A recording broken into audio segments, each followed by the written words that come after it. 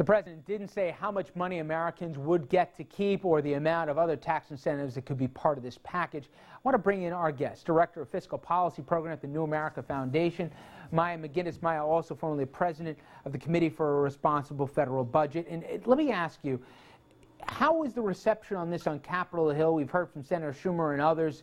They seem to like what at least they heard from the president today.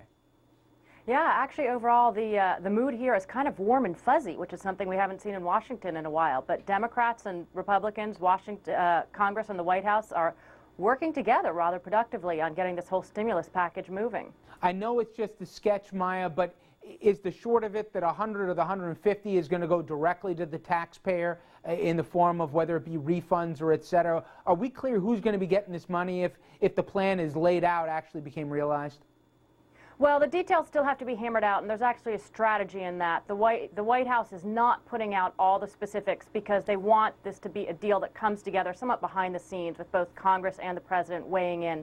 But chances are we'll have something along the lines of $100 billion in stimulus that's some kind of rebate, tax cut directly for taxpayers, and then another 20, 30, 40, $50 billion, the number seems to be going up every day, that goes in some kind of aid directly to businesses, so on the business side of this.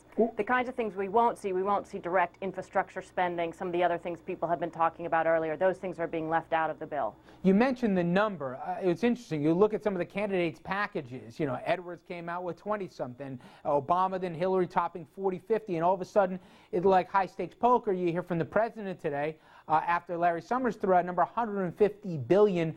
If I asked you a week ago how big a package, would you have said we'd be talking this big a number? Well, in fact, I was talking about it a week ago, saying everyone's saying $100 billion, and you know in Washington things will get a little bit bigger pretty fast. But even I would not have guessed that the growth of the package would be as fast as it is. So on the good side of the package so far, we've seen not a lot of junk being thrown into it, if you will. So it's mainly staying pretty targeted kinds of policies that would probably be pretty good and effective for the economy.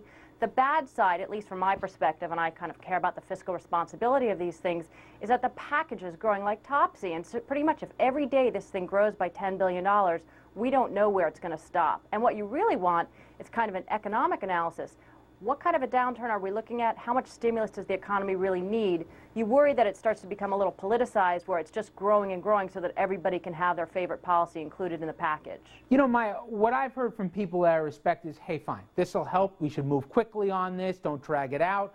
But this is a short-term Band-Aid. This does not solve the inevitable problems. We could still be looking at a recession here very easily. Yes, it's nice, and yes, it's helpful, but let's not throw this out as this cure-all panacea. There's much bigger problems in the economy right now.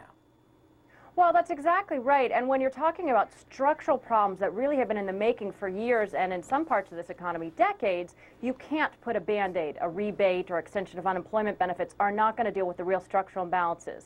2 points on that. One, you probably don't want to deal with the structural imbalances in a fiscal package. Part of the point of a fiscal package is to increase consumer confidence, to get people out there spending, people not so worried about the economy, and then deal with these larger structural imbalances separately. But the other point I would make is that what we're trying to do is find a way to stimulate consumption in the economy. One of the biggest problems we actually have, we all spend too much money. You know, maybe not this month, maybe employment numbers are going down, consumption numbers going down, but the biggest challenge we have in the economy is that we don't save enough. So while we're trying to kind of ease the transition, we can't run away from the fact that sooner or later, to get our economy and our budget and even global imbalances back into some kind of an equilibrium, people are going to have to spend a little bit less and save a little bit more. And moving into that new economy is not always painless. So some of these things you can hide from, but you can't really run away from for all that long. Imagine that, a food fight in Washington. Who would have thought? Maya, I appreciate a few minutes. Thank you so much. Thank you.